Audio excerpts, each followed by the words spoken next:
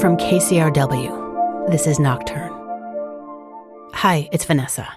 I want to let you know that this episode contains disturbing content related to racist violence.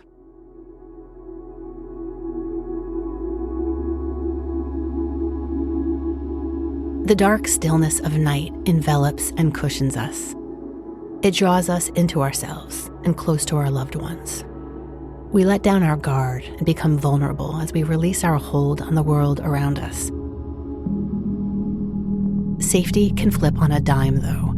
Comfort turns to horror in a heartbeat when the night becomes weaponized, used by bullies to terrorize and control, allowing the cowardly perpetrator to hide in the shadows and evade detection or identification. This is the most ominous embodiment of the night. One of its most salient symbols is that of the burning cross. Sociologist David Cunningham. Cross burnings oftentimes were part of a broader campaign of intimidation and violence against particular targets. It's been 40 years, and now a deep wound is reopened on the heels of the deadly violence in Charlottesville. A local priest with former ties to the KKK revealed his criminal past of burning crosses and sending death threats. Philip and Barbara Butler were newlyweds who just moved into their first house in an all-white neighborhood in Prince George's County. We got a phone call and told us that there was a cross. I don't know if it was smoking or burning. I don't know which one it was. In our front yard. I came out, it was about 6-7 foot cross. It wasn't a small cross, it was a 7-foot cross. Of course, you know, your mind is ticking that someone is against us. What did we do to put a cross put in our yard? It makes you very afraid of what's going on. You're definitely worried about your family, you know. And I can't say that I was mad or I was afraid. All of it was involved. It's something that we had to, from then on, we had to watch where we go, behind us and everything. When the vulnerability inherent in the night is used to threaten and harm, the effects are deep and long-lasting.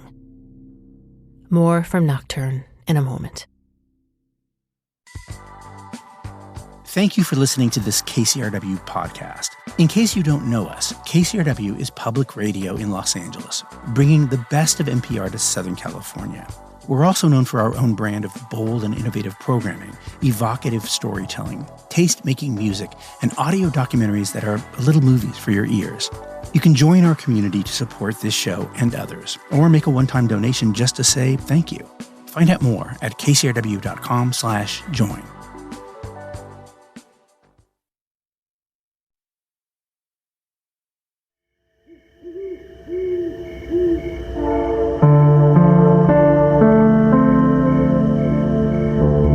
You're listening to Nocturne. I'm Vanessa Lowe.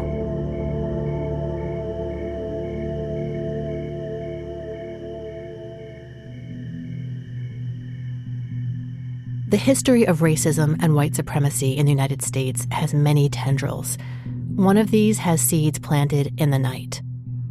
The stories are there, right beneath the surface. Shameful accounts passed down through the generations of stolen safety and terror in the darkness. Sanford Jeems. My mother told an interesting story. My mother was born in 1927 in Choctaw County, Alabama, when she was probably around 9, 10 years old. She said she remembered that they were all in the house, and blacks at the time did not have locks on the doors. People slept on the floor. It was normal. And she said she remembers that she was sleeping on the floor with her cousins and her brother, and she heard a noise outside the door, and these guys were yelling.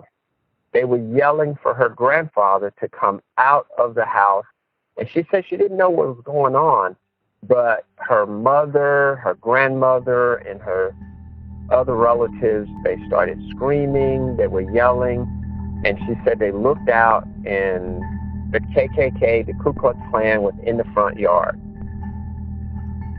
And she said that they had on potato sacks over their head, And they actually had a cross burning, and they were carrying torches, and they were yelling for him to come out of the house, which he did not. But then here's the scary part. The Klan actually came into her house, and she said one of the most memorable things she remembered was the men on the shoes, their boots. They had horseshoes strapped to their boots. And she said they were stepping on the kid, they stepped on the floor, and they went into the bedroom, drug her grandfather out of bed, drug him out into the front yard of their house, tied him to a tree, and began to whip him.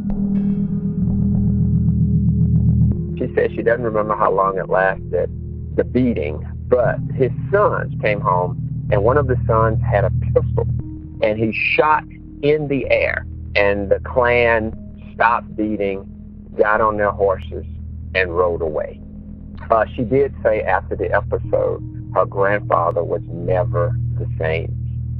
He was not as confident as he used to be, and his spirit had been broken.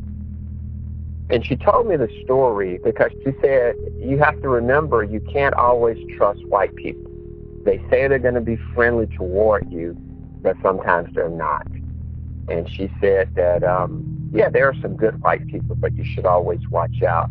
And so how she was impacted for her life, she remained in Alabama, but I think she also just remained somewhat leery and cautious about how far you can trust certain people. Siblings Cheryl and Carlton.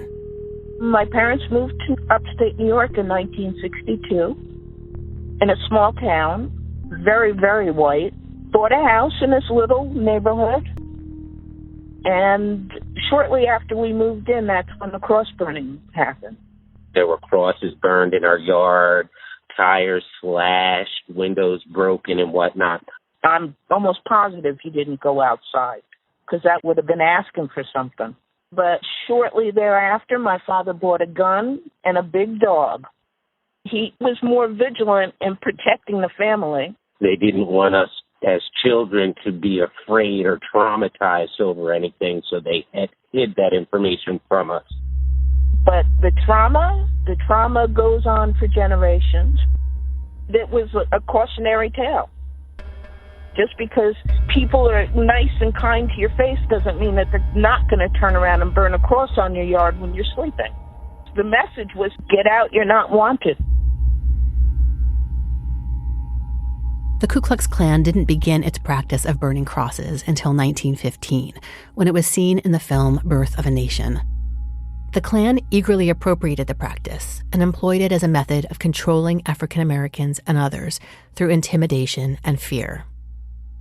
But cross-burning wasn't the start of this weaponizing of the night. Enslavers before the Civil War and then white supremacists, incensed with changes after Reconstruction, exploited the darkness in their efforts to maintain their notions of racial order. Terror in the night, regardless of what time period it was used, though, was meant to convey the same message by white supremacists. You are not entitled to safety or dignity, and any attempts to step outside the bounds of their racist system will be punished. The men who delivered these messages of terror hid in shadows and behind masks as they preyed upon their victims. They were called the nightriders, and the harm they inflicted was deep and persistent. They typically attacked in the middle of the night, sometime after midnight, but several hours before dawn. And what the attacks generally entail is sometimes it can be just shooting into people's homes with guns or setting them on fire with people inside of them.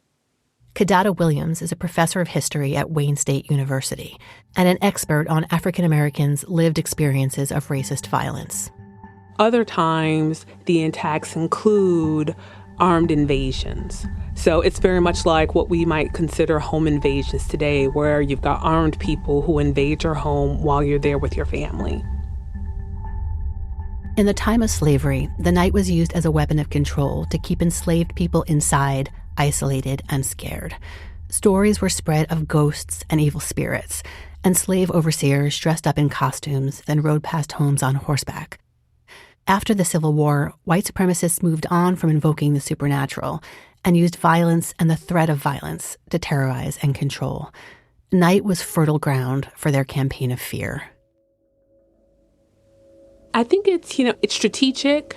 It's also highly effective, because if they asked some of these African-American men, to meet me on this hill at noon, give them a fair chance to defend themselves, then there is a possibility that the person who's participating in night riding activity could be bested or could be killed. They want to take away that possibility, and what you do is you catch them off guard. And what's the best way to catch someone off guard than at home in the middle of the night, in their bed, while they're there with their wife and their children and their elderly parents? This isn't the Civil War anymore. It's the post-war period. So there's a presumption of peace. But there's the historian George Rabel, who's got the book that was called But There Was No Peace. The armies stopped clashing, but you've got that conflict that continues over the results of the war in many southern states. The KKK is generally thought to have been founded in May or June of 1866 in Pulaski, Tennessee. This is soon after the Civil War. Pulaski in particular was a place that was beset by a sense of a lack of order after the war. There was a sense that the society as it once existed had collapsed in a variety of ways. And it was the sort of place that had in a white elite, many of whom, in terms of the males, had fought in the Civil War for the Confederacy, who were both interested in kind of reorganizing their own lives, but also reorganizing the political system. And frightening others really blended very clearly into this idea of controlling for the sake of upholding the racial order. David Cunningham is a professor of sociology at Washington State University and author of the book Klansville, USA. So in the context of the post-Civil War politics, this idea of frightening others could be turned into a political act and most often could be directed towards newly freed African Americans.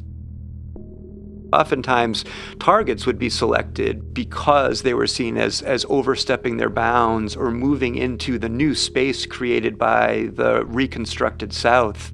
They were people who were seen as needing to be controlled, either directly because of particulars of their lives and their relationships, or indirectly and symbolically. Well, night riders were generally white Southerners. Some of them were ex-Confederates, meaning they had served in the Civil War. And they were very frustrated by the destruction of slavery and by African Americans gaining civil and political rights. And so rather than punching up at the planter elite, rather than punching up at Union officials or even Northern-based white Republicans who were passing this new legislation and changing the Constitution, what they did was punch down at African Americans. Many of them were newly freed people, or they had been free for a generation or two. They're getting up on their feet. They're voting in elections. They own property, or they're trying to purchase property. And what white supremacists do is they decide that they're going to attack them, hold them hostage in their homes, terrorize them in order to strip away the gains that they had made. So I can tell you the story of Abram Colby. Abram Colby is a state lawmaker in Georgia. On October 29th in 1869, night riders visit him in his home. He's there with his mother, his wife, and his daughter. When the men are trying to drag him out of the house, his wife, mother, and daughter all try to intervene, try to physically stop them, try to beg the men to let Abram go. The men make clear that if they don't stop, they will be injured. And so Abram's wife and his mother, they both stand down. His 10-year-old daughter, Amanda, doesn't. She continues protesting. And one of the men levels his shotgun at her. And she stops. The men, they take Abram from the home and they beat him, threatening him. Essentially what they want him to do is leave the community and not serve out his term in office. African Americans post-slavery were targeted and attacked for just living their lives. Of course, the bigotry and violence were pervasive and woven into almost every aspect of society, from segregation to public lynchings. The attackers used the darkness of night to further their crusade of white supremacy in several ways. The idea of the Ku Klux Klan initially, even before it had really fully formed its political aims, was really about being a secret society, quite literally. So oftentimes that meant meeting in secret places or private places, having a very closed membership, a very bounded set of people who knew what they were, why they were doing things, and how they were doing things. And so that often meant this idea of operating under the cover of darkness. That could be used figuratively, but increasingly was used literally. And so the earliest incarnations of moving out into public with costuming, and this could be wearing masks to conceal one's identity, but oftentimes that would be done at night, to kind of add to that layer of secrecy. And to do that at nighttime, especially in the 19th century, where darkness was much more pervasive than we often think of darkness in communities today, was a way to really reinforce the secretive nature of what they were doing, but also to create this mystique about what the Ku Klux Klan actually was and could be. And as the Klan moves in the later 1860s to more coordinated acts of violence and terror, nighttime, of course, became a place where they felt they could heighten the degree to which they could terrorize and frighten people, but also where they could operate with a greater degree of secrecy and impunity. The KKK has had three distinct eras. The first was after the Civil War in 1866, the second around 1915, and the third around the Civil Rights Movement of the 1960s. With each iteration, the tactics have varied, but the tendency to hide in the shadows and use the night as a weapon of fear have remained consistent since the nightriders. It is the attacked people who give them the label nightriders, because they ride their horses through the countryside in the middle of the night attacking people. This is in the 19th century, so it's not as though they have streetlights for the most part in many of these rural areas. But what we know is that for the attackers to be able to see, they rely on the moon and on torches. Over time, the methods and modes of transportation for nightriders changed, but the essence remained the same. So as we move through different eras of the Klan, the idea of night riding are really small bands of Klan terrorists going out into the countryside or into the community to regulate, intimidate, and terrorize their targets in a variety of ways. And so night riding over time becomes a stand-in for thinking about acts of violence typically committed under the cover of darkness. While nightriders were often members of the KKK, it wasn't that clear-cut. There was a wider swath of the community engaging in white supremacist thinking and racist violence. Oftentimes, they are just ordinary white Southerners who are frustrated with the changing order, who decide that they're going to take advantage of or adopt a strategy to strip African Americans of the gains they made that had been effective in communities around them. There's a term for these ordinary people who aren't officially part of the KKK: embodied Klan. So that's a phrase attributed to the historian Elaine France Parsons. And what she discovered in researching the Ku Klux Klan is that there were the quote-unquote members of a group, as in they got together, they had meetings, they had activities, they discussed sort of, the history and their purpose, et cetera. And then there are other people in the community who've observed their activities. So they may not be a member of an organization, but they see the effectiveness, or they believe in the potential effectiveness of doing some of the exact same things that they do. They realize the power of terror. They realize the significance of holding someone hostage, holding, a laborer who is asking for higher wages, holding him hostage with his family in the middle of the night.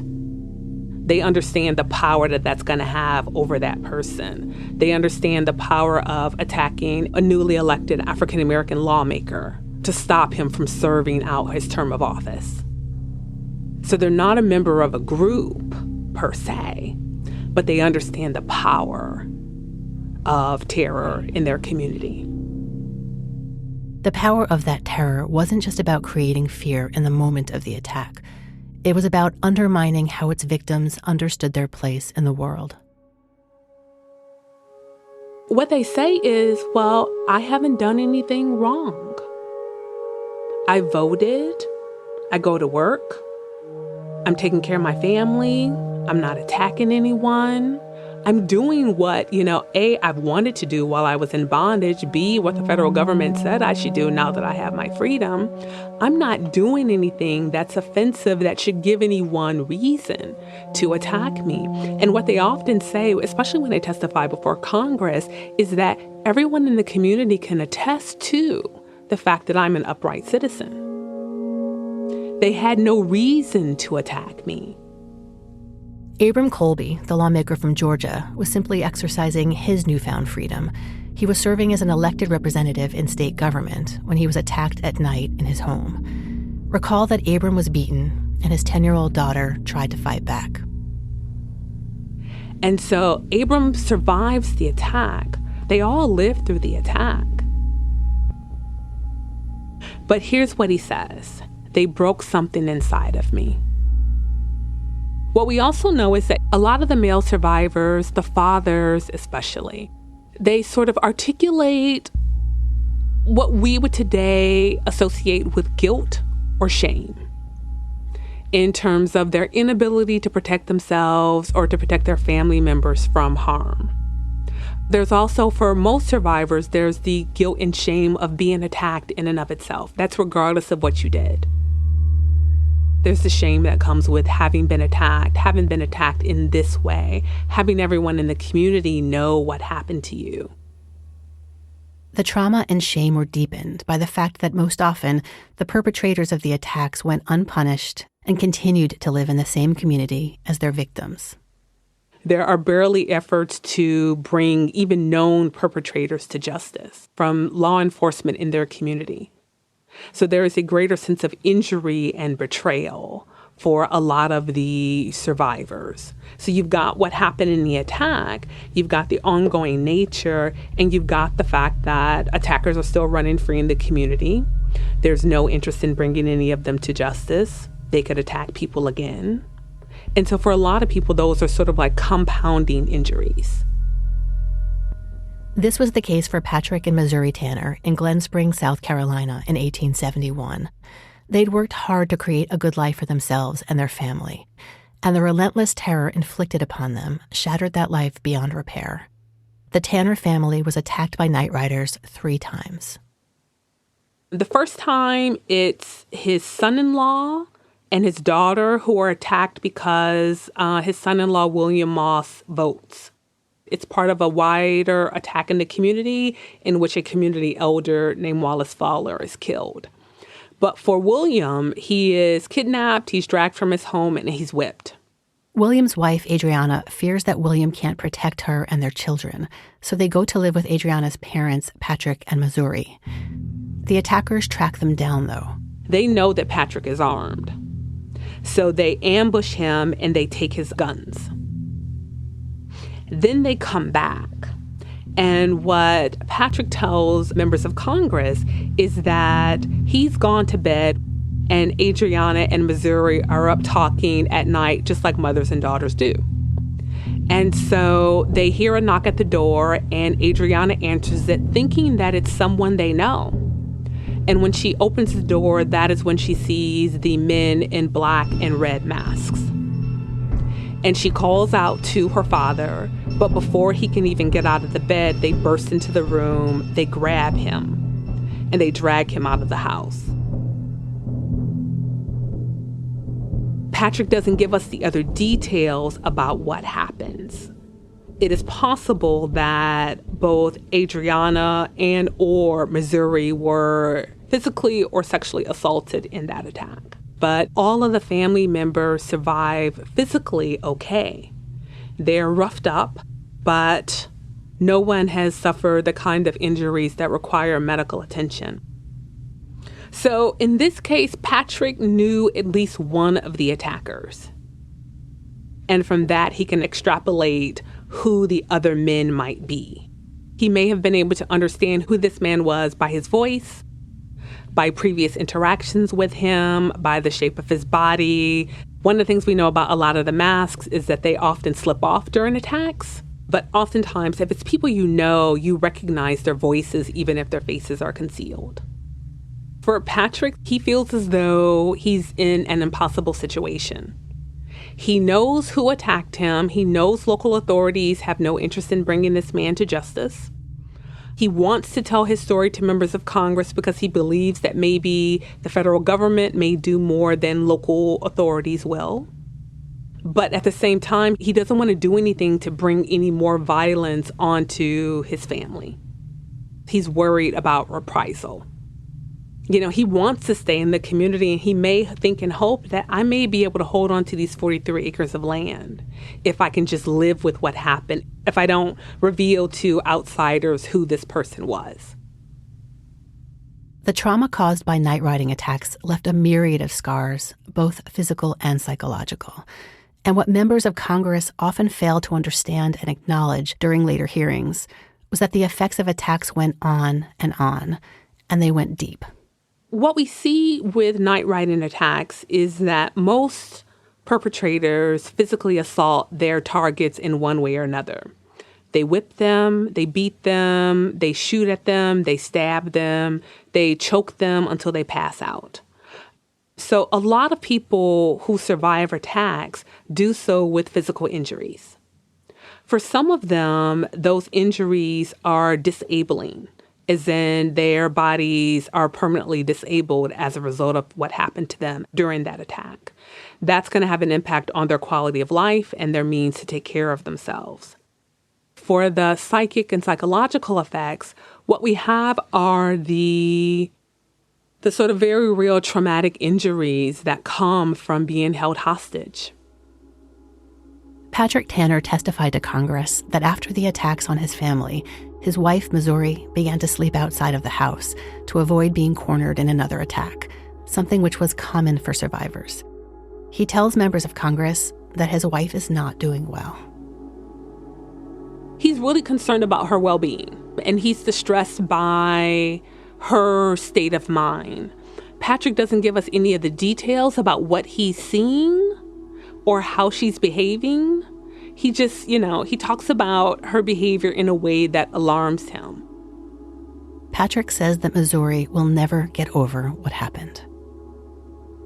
When he says that he believes that Missouri will never get over what happened, that is a refrain that you hear or that you see throughout the hearings. Most of the people who are attacked use that kind of language, I don't think I'll ever be over it. He never got over it. She never got over it until she died. And for members of Congress, that's kind of hard for them to understand because what they say is, well, nothing happened to you, right? You weren't physically injured. And what Patrick is trying to communicate is that they did hurt his family and that hurt was ongoing.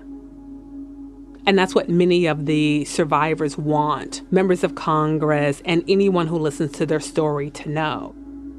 This horrible thing happened to me, but it's also an ongoing sort of disaster. Everything that happened didn't end, or the hurt didn't end that night when the men left. It continued afterwards. The consequences of night riding attacks rippled out beyond physical and emotional trauma. For a lot of attacked people, the attacks are the beginning of the dismantling of the worlds they built after slavery. This is the sort of slow nature of the violence. They lose the people they were becoming. If we look at Patrick in Missouri, this is, 1871, so it's 5 years after slavery has been abolished. Patrick is 62 years old, Missouri is 42. And they've got a large family of children. In 5 years, Patrick has accumulated 43 acres of land. They have a net savings of $125, which is $2,340 today. That's more than most Americans have saved today. These are all indications of where his life and his children's life and his wife's life were going. So when you look at what he had managed to accomplish in 5 years after slavery, you can see that he's on an upward trajectory. The attacks put all of that into question. As was often the case for survivors of attacks, the historical record for Patrick Tanner went cold after he testified to Congress.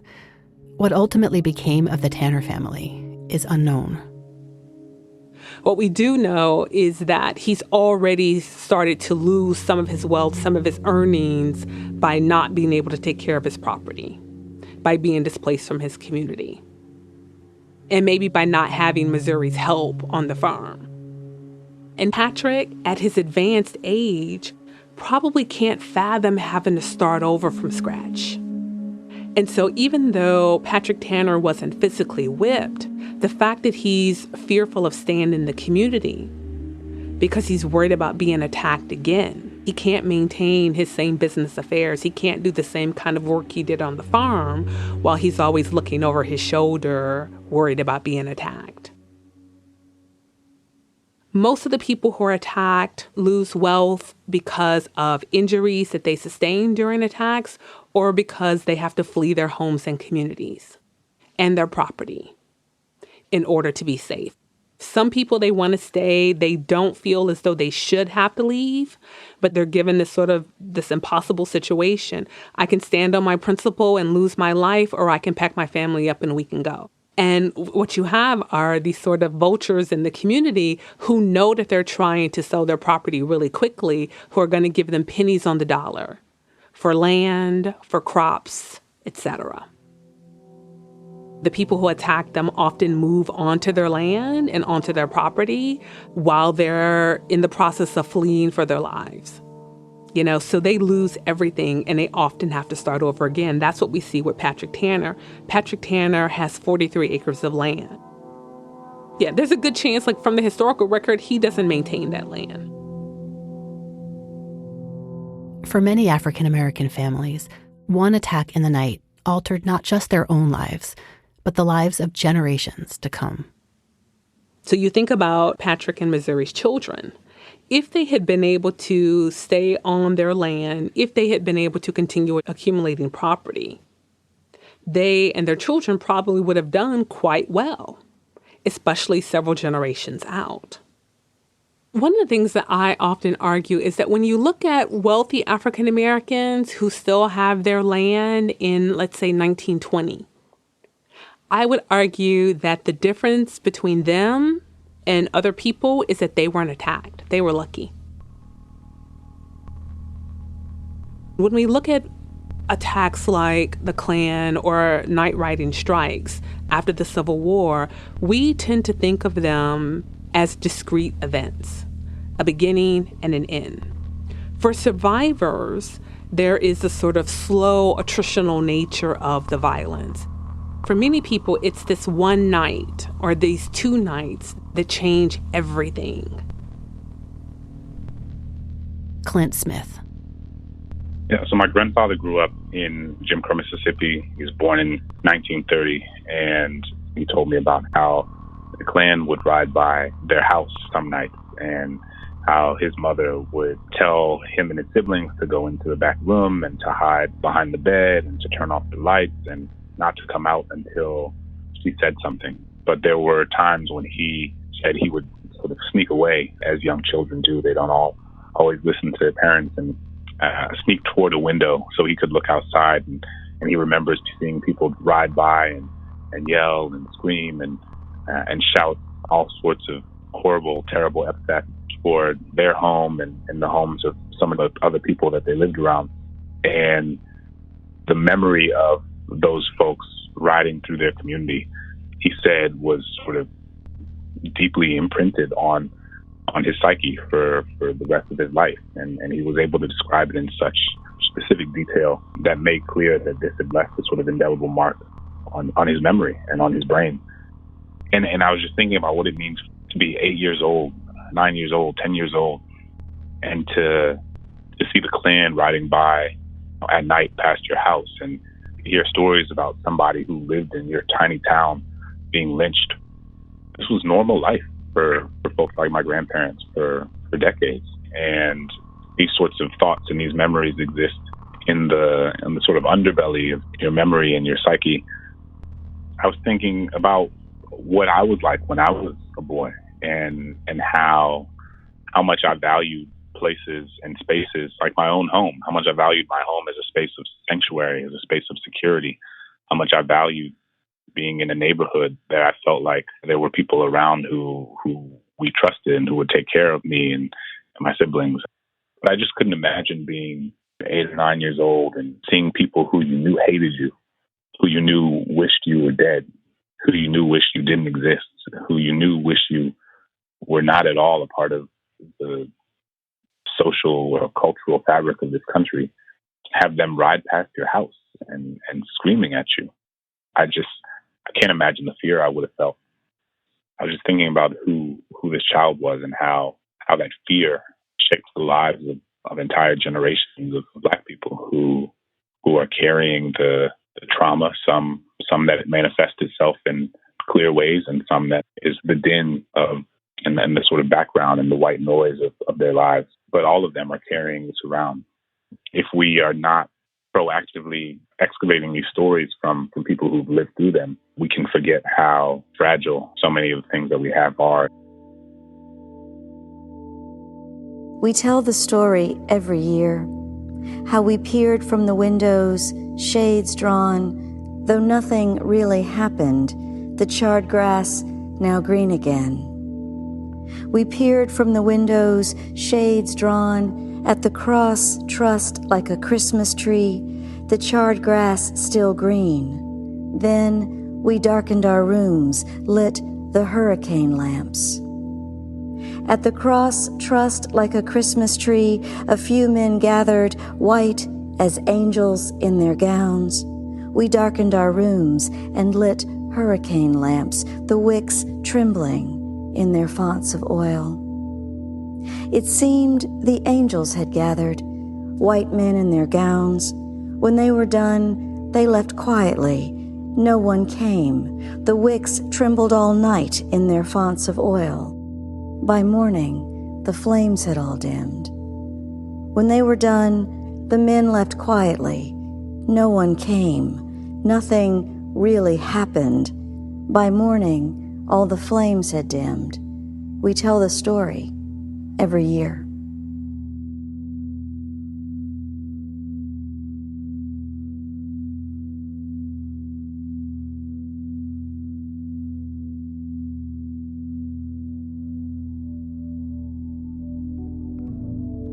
You've been listening to Nocturne. I'm Vanessa Lowe.